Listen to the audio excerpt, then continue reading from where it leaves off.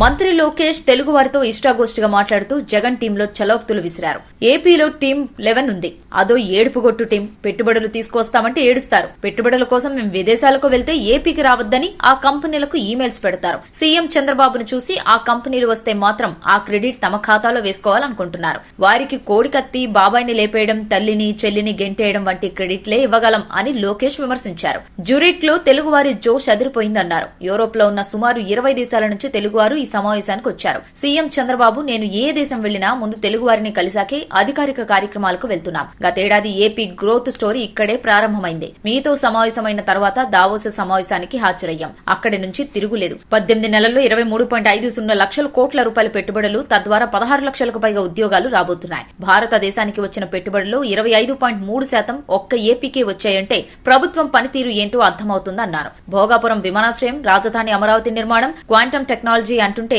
కొందరు విమర్శలు చేస్తున్నారు. ఎర్రబస్సు రాని ఊరికి ఎయిర్పోర్ట్ అవసరమా అని జగన్ ఎగతాళి చేశారు. అక్కడే భోగాపురం ఎయిర్పోర్ట్ నిర్మించి చూపించారు చంద్రబాబు అన్నారు మంత్రి లోకేష్.